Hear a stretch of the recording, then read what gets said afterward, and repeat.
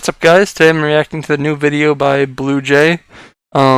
It is called The Dumbest War Nobody Talks About. The title suggests it'll be about something called the Lobster War. I've never heard about it before, but sounds super interesting. I love his channel. Haven't reacted to some of his older stuff since I found it relatively recently.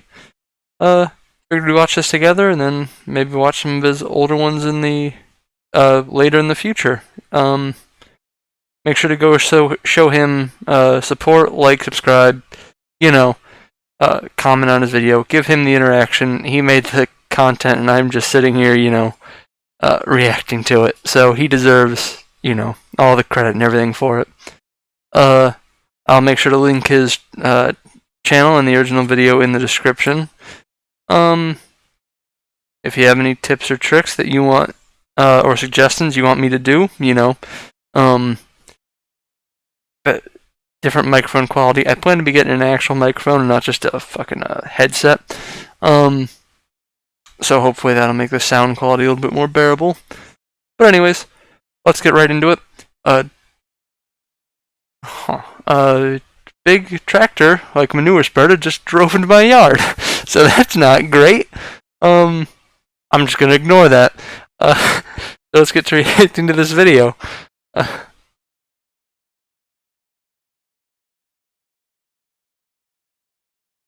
Alright, let's get to reacting. Should we start from the beginning? Come here and pop a squat, kiddo. Daddy's got a story to tell. Is it long? Sit down. For today's tale, we'll need to dial the clock back to the time when optimism died. The 20th century. It's Nice. A story of small disagreements festering beyond reason. A chronicle of quarrels lasting through all seasons. A fable of ideologic conflict growing tenser than treason. All of which culminated into what was called a war, despite no shots being fired. Dad, I already know about the Cold War. Yada yada, better dead than red, I know the drill. What? That pathetic decades-long temper tantrum over whose money system was good and whose was the unholy abomination spawned from the bowels of the Ninth Circle of Hell? No. If I want to watch children cry about how numbered paper was handled while throwing around tubes, I go play Monopoly. I like my near-military conflicts like I like my woman. Full of crabs. I'm sorry, we're gonna talk about the Lobster War. Alright. Sorry, what was that? Oh, he got a peanut. That's nice. Good for him. It's the mid-1900s, and Europeans haven't quite grown out of their main character phase. They need to make sure no one forgets. Yep. Oh, it's funny because the two movies are so different. Right. I'm here too. Okay. Hey, drop it, drop the oil, but as the 1960s rolled around, tragedy struck. America had a jello mold phase. Oh, that's fucking Other awful. than that, nearly all of France's African colonies claimed they wanted independence. And as France loved being seen as the in vogue colonial power, they granted it to them to look hip, and definitely not because they couldn't afford another colonial war. Oh yeah, definitely not, because they already have experienced a rapid decline in their military and couldn't really put up a fight against, a major power in their area. So they couldn't really afford to, send all their men and ships to go try to subdue their own colonies. Essentially, they had to just rely on trying to keep them happy and kind of make their colonies just think it'd be more trouble than it's worth to leave. That was like the general idea for a bit. Obviously, there were still colonial wars, when they felt necessary. But usually it was just about trying to get them to just stay for anything. Like, they would decrease taxes, give them some more benefits, just something to keep them, under their control in some form. Honestly, kind of a pretty crazy point of decline. Back to the video. This was all fine and dandy, unless you were a French fisherman who just lost their free rein to catch lobster off the Mauritanian coast. Slow your roll, Ratatouille, you need a permit for that now. Ah yes, there is plenty of lobster, don't be so shellfish. Leave the area and cut the puns or I'll detain you faster than a panzer tank. That's fair. Don't get all crabby, I'll be out to your hair in a pinch. Just fucking shoot him, just sink his fucking ship already. You're gonna come into fucking out their waters and just start laying off puns? That's a maritime offense, for sure. Stop! Yeah. I'm claustrophobic! Ow. But luckily, a few of these fishermen heard some juicy gossip about this hot new spot just brimming with lobster on the other side of the Atlantic. And for the cherry on top, they were practically free for the taking, being surrounded by nothing but the open water, salty air, Brazil. The fishermen figured that gives last a part could be a fuck? problem. You know, sovereign waters or something. Eh. So they sent out a delegation to negotiate a license. But waltzing up to a country and saying, "Holy cannoli, that's a lot of lobster ravioli. How about instead of you guys fishing them to fuel your $20 million canning industry, I do the fishing and money getting part," would most likely be met with, "Haha, eat shit." Therefore, an elaborate ruse was needed to mask their fishing intentions. So they put together a pitch that was so intricate, so convincing, that the Brazilians would have no choice but to allow them coastal access to their lobster, all while being completely oblivious of their objective to harvest them. Thank you for meeting with us. We come to you with a pressing issue. You see, there have been seismic reports, sounds, if you will, of a disturbance in the deep, originating from Jocosta, Brazil. Jean, if you could just describe this disturbance for us. Of course.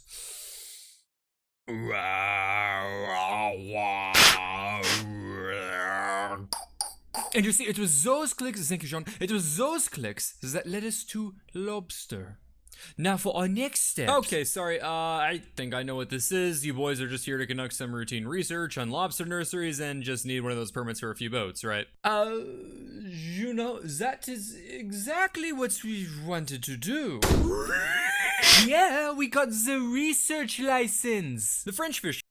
So they lied. That's an impressive tactic. I've never seen that one done before.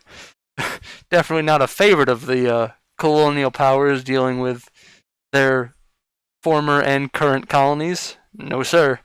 Completely unique. Fishermen acquired a license allowing 3 boats to conduct research on lobster nurseries, which should normally be a relatively non-invasive process. Yeah. But they looked at this permit and thought, haha, that's a funny way to spell 4. Everyone knows research Straight is off the only as bat. good as your sample size, and the French like to be as accurate as possible. Sure, this was all technically in violation of their license, but I've been driving. License. Mine has expired fucking 2 years ago, and nothing's happened. You know, it's fine. Still been driving just as much as usual. It's not necessary.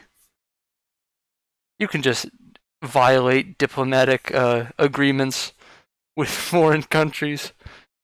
Driving with a suspended one for 3 years now and haven't had any problems. Exactly. Nevertheless, Western European nations have this refined analytical my process point. to find out just how much they can bend the rules when it comes to a foreign country. So they ran the numbers on Brazil. Brazil. We're good. This planet's our only home, but we're not treating it that way. Fuck you. While the fishermen thought they'd pulled off a successful bamboozle, Brazilian authorities already thought something smelled fishy about these fishermen. What And gave it luckily away? for them, they also had a similar analytical process. France.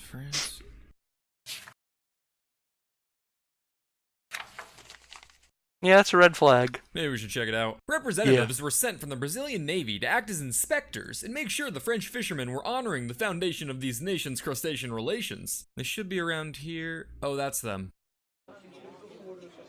Oh, welcome to the Red Lobster. We had an infest. Table for 2, yes? I've got the perfect romantic spot for you two Romeos. What? No, we aren't. Doesn't matter. We're here representing the Brazilian Navy. Oh, shit, Brazil? Yes. Welcome to the Red Lobster, a research center. Yes. Genius. Yes. Let me just get our head aside. Pierre has been making some incredible progress. Oh, yeah? What have you found out in your research? They hurt. Oh, what? You get pinched, Lil? No. You'll never amount to anything. Upon investigation, they found that, along with violating the boat limit, the ships were not conducting research, but in fact, carrying out large-scale predatory lobster fishing with a trawl. What? Really? Who could have seen this coming? There was no evidence of France, ever lying in the past. This is out of the blue. Trawling is this neat practice where you put a net in the water and Just catch the scoop everything. it all up, yeah. Environmental impact? What environment? So Brazil was like, stop, and revoked the fisherman's license, sending them lobster tail between the anchors back on over to the land of macaroons in April of 1961. And with that, things returned to normal. Excuse me, there have been seismic reports, sounds, if Not you this will. shit The again. fisherman returned in November to request another research license, but this time... Dude, that's some balls.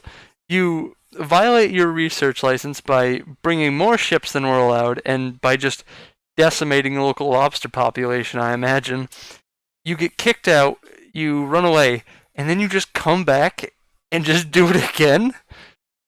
That's so ballsy, it's almost like respectful.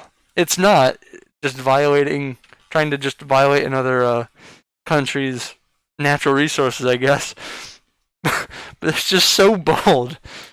Time further out at sea on the continental shelf, outside of Brazil's territorial Yeah. waters, which stretch 760,320 gumballs from the shore. Or for simpletons, 12 miles. This request Thanks for the was granted, conversion. and for the rest of the year, Brazil kept a close eye on them while the fishermen played the nautical version of "I'm not touching you." But just like an early 2000s cartoon fish, the French just couldn't keep their grubby little paws off those luscious lobsters. Also, the thing you talked about with them playing the game of "I'm not touching you" happened quite a bit throughout history, especially during the Cold War. Like the Cuban Missile Crisis, when the U.S. put a blockade around Cuba to stop Soviet ships. Essentially, we just set up like outside of their waters, and we're like, we're not interfering with you. We're stopping ships that are coming through. But I mean, other than that, we're not doing anything. It's whatever. Don't worry about it. But that actually happened all over the place. Kind of just occasionally as like a passive, not really a passive, but just as like a threat. Just, a group of citizens are becoming unruly in an aquatic town or like region, so you just park a giant fucking ship with a bunch of guns off the coast, and it's like they tend to not be as upset anymore. And on January 2nd, 1962, the French boat Cassiope was found catching lobster about 10 miles off the shore. Random French boat. 10 miles! Got you! Haha! You're within our waters now, cheese boy! You sure? Hold this! 1, 2, 3, 4, 5, 6, 7, 8. A Brazilian corvette seized the French vessel for catching lobster without authorization, probably hitting a sick drift as it pulled up, but then again, everything I know about Brazil comes from Fast 5. Anyway, by That's a now good shit's source. getting pretty serious and Mom and Dad need to get involved. So whilst the fishermen and Navy battled the lobster sea, the French and Brazilian governments battled the diplomacy. Ooh. The War of the Pen commenced, and at the heart of this battle in the fierce political trenches was one vital question. Like, what is a lobster? Sounds like a silly question, right? What is a lobster? The giant, gross fucking bug that, like, what the fuck do they do? They're bottom feeders that have the potential to just be immortal because they, like, repair their cells so quickly that they could potentially live forever. They don't often, because they get eaten, but they could. Which is kind of terrifying. I fucking hate lobster. I hate everything in the ocean. It's just all terrifying. But yeah, I guess I don't know what I would define a lobster. I mean, crustacean, obviously, but like... Yeah, I think it would just be a crustacean, wouldn't it? Lobster? Why, it's the underwater excavator, the crustacean of the basin, the Yeah. pogo stick with a prick. But even my definition of a lobster as What? nature's gripper snippers wouldn't have been sufficient for the contending nations. They wanted to know whether or not a lobster was a fish. France made the What? claim that a lobster was in fact a fish, so therefore they had the right to catch them according to the basin. Were they smoking crack when they made that assessment? Like, you can make an argument as a lot of things, I guess. I think it's just a crustacean. I don't know what else you could really squeeze your way into, let alone a fish.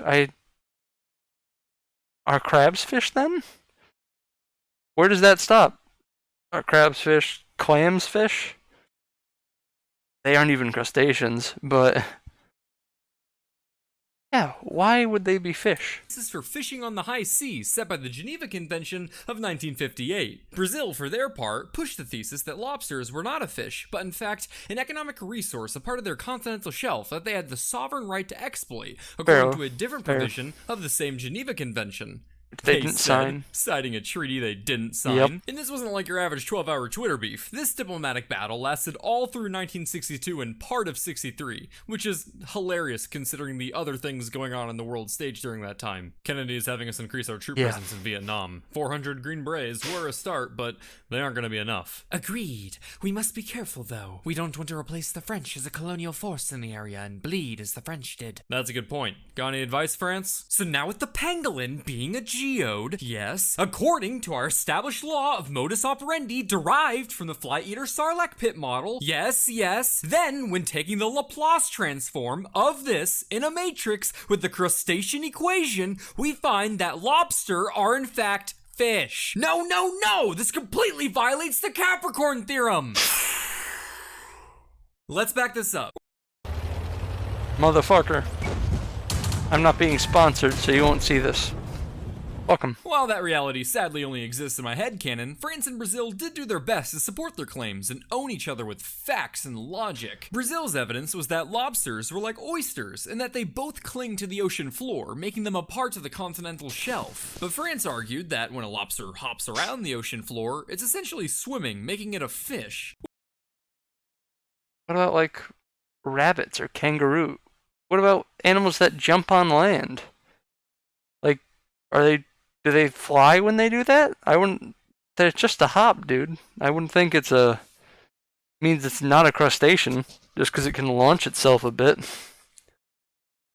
Which prompted Brazil's Navy expert in oceanography, him, to spit some iconic bars. If a lobster is a fish because it moves by jumping, then a kangaroo is a bird. Yeah. Yeah, that's actually a pretty solid point. Yeah, and if a kangaroo is a bird, then a flying fish is a spaceship because it jumps through the air. A little weaker, but okay. And if a flying fish is a spaceship, then a seagull is an oil rig because it dives underwater. Okay, let's settle down. No, if a seagull is an oil rig, then my wife is a fucking whore because she jumps from man to man. Okay, so I made up the end there, but don't worry. The first part is a real quote that you can safely add to your Instagram bio. While mom and dad fight in their room, let's check on how things are going on the water, and wow, France just doesn't care. Like the IRS at my front door, the fishermen just kept coming back, completely unfazed by the international turmoil and monolithic tubes of death pointed at their face. So the Brazilian Navy just continued seizing their ships, going, "Stop it," while making them sign a paper swearing they wouldn't return. But the French were like, haha, I can't read this,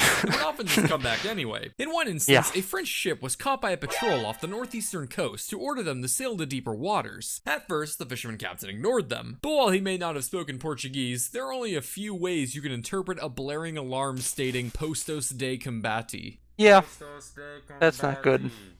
Postpone the confetti? But you promised! Sources differ on the exact timing, but it was around now when the French fishermen were getting pretty fed up with being told what to do, so they started to complain. And by complain, I mean they personally petitioned warships for protection from French President Charles de Gaulle himself. De Gaulle said lobster, and granted the request, sending gunboats along with 5 more fishing vessels to the Brazilian coast. That's kind of a de Gaulle's thing. Not necessarily like, dispatching ships to defend fishers or anything like that, but just the weirdest kind of fucking moves. He's in the middle of a diplomatic discussion with Brazil over, the catching of the lobsters and everything. And then in the middle of that, the Brazilians are seizing their ships because they keep entering their water. And so he's like, yeah, let's see if they seize them when we send the military. Like, it's a major escalation that was not necessary or really makes much sense in the grand scheme of things. Since all the Brazilians are doing are stopping the ships, taking contraband, I imagine, making them sign a piece of paper saying, hey, don't come back, and then letting them leave. At which point, the French just come back. Like, it's not like they were in any real danger. Yeah, it's kind of like one of his big moves, though, is just random escalations. The French sailed over with a lot more confidence this time. I mean, they've got defenses now. When has that ever failed France? But unfortunately for them, Brazil was about as likely to let them swipe their salty sea spiders as Hollywood is to pay their writers. So the Brazilian Navy boarded these fishing boats without a second thought. Whoa shit, I didn't think they'd seize them with us right here. Well, should we do something?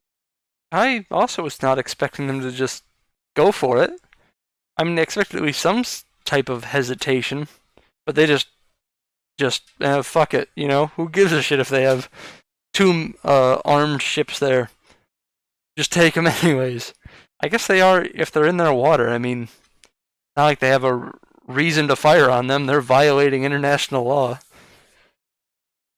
No, you crazy? Haven't you seen Fast 5? Much like a pilot to a millionaire's island, the French Navy sat there and did nothing. But the same couldn't be said on the diplomatic front, as it was then that the French ambassador to Brazil visited President João Goulart about the issue. Goulart stated he didn't want any trouble with France, and made the surprise presidential order to release 3 captured fishing boats and allow them to fish. Honey, they reopened that Red Lobster. Terry, we are a loyal Long John Silver's family. As expected, the Who the Brazilian fuck people goes to were Long not too John pleased about Silver's? this, and the resulting backlash pushed the government to rescind this permission shortly thereafter. Things then escalated even further when in late February 1963, Brazil delivered an ultimatum. All Frenchies have 48 hours to skedaddle to the land of poodles, else they'd get the noodle. I may or may not have written that line while intoxicated, but I wouldn't dare delete a line full of such eccentric flavor. No, of However, course over not. in France, It's great. this lobster war was really starting to get on de Gaulle's nerves. Ugh, first they can't fish, then they can. Just kidding, they can't. Oops, now they've got 2 days to leave town. God, I don't understand this emotion I'm feeling. What you are experiencing is known as mixed signals, sir. No, I'm sure I tuned this radio to AM. No, I mean, like, you know when a girl is kind of hinting she likes you, but you can't quite tell if she's into you because her actions give conflicting signs? Those are mixed signals.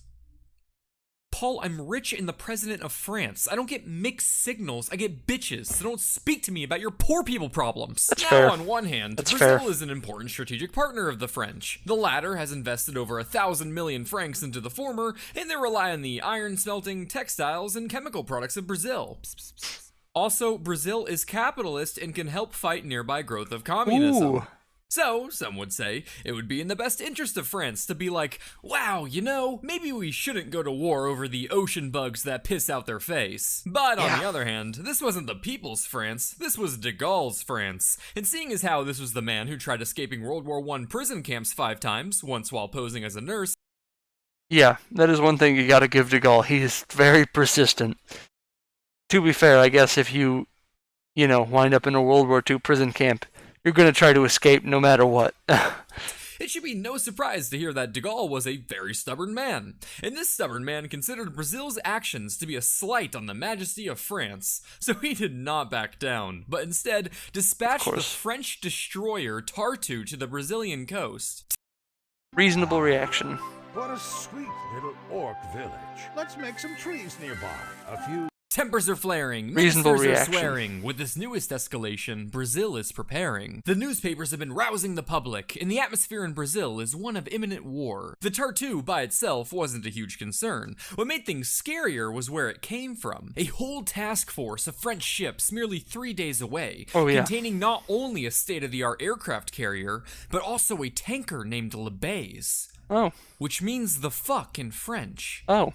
Which is also a river in France. Which also flows through the town of Condom. What the fuck are the French up to? Are they alright? Has anybody checked on them in a bit?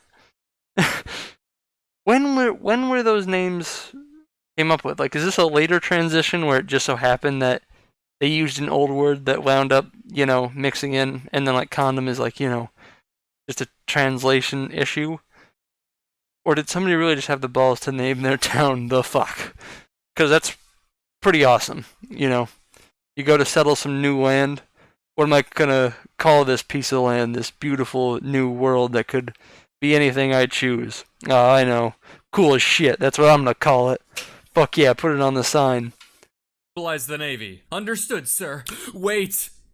And the Air Force. But there's one small problem with this mobilization. It's the eve of Brazil's favorite holiday, the Carnival. A time for wild celebration, dancing to music, stealing comically large vaults with Dodge Chargers. Oh wait, that's Fast 5 again. And this year, people were really memeing this whole situation. Even some masked revelers went around with lobster costumes. So much of Brazil's personnel were on short leave, but with some effort, they mobilized enough men, granted them war pay, and launched ships to search for the Tartu under Operation Lobster. Along with these ships, Brazil continued to mobilize to meet the French at sea. Because sure, their arsenal was full of vintage World War II vessels, and sure, they only had enough ammunition for 30 minutes of combat, and sure, they lacked adequate fuel supplies, and sure, some ships were decommissioned with mechanical problems, and sure, the French had a state-of-the-art navy and air force to counter them, but at least they had their spirit. That's not great. And family. Brazil's planes that have been pretty searching good. for the Tartu finally spot it, causing it to start shooting exercises, probably to deter the aircraft.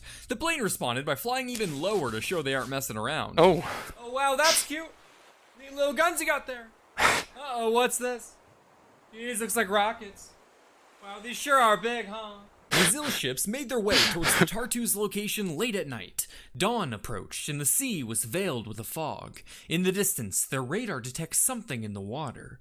Making their way closer, tensions running high, they finally made out the Tartu in the mist and oh, it's gone. Running low on fuel, the Tartu retreated and was replaced with a much weaker ship. Oh hey, what about us? You'll be fine, another ship is coming. Hey guys, what's up?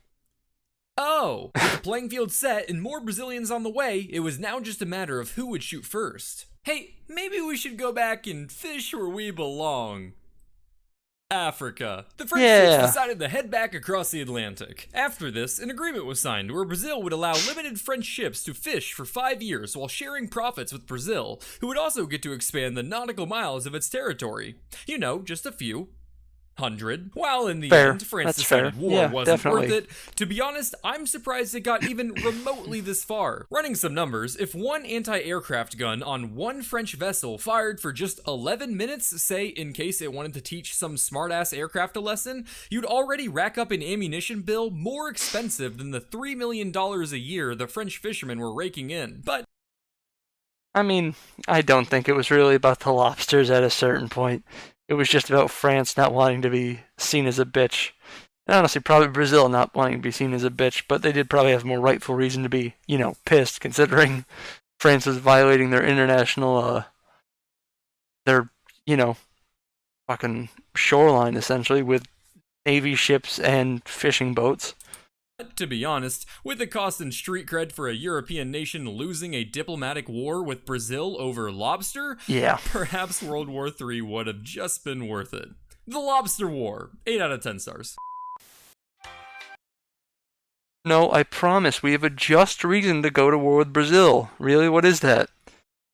You ever had a lobster? Because that is our only reason. We want lobster. Anyways, thanks for watching.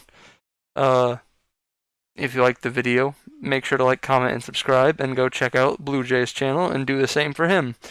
If you have any tips on what you think I could do better, or anything you want me to react to, or play, let me know. I'm probably going to be making a second channel to review and commentate on stuff. The reactions will probably end up going there after I make it, but I kind of have to get an actual microphone first since I don't want to record with the headset. Anyways, thanks for watching. Hope you have a great day, and bye. Like the video.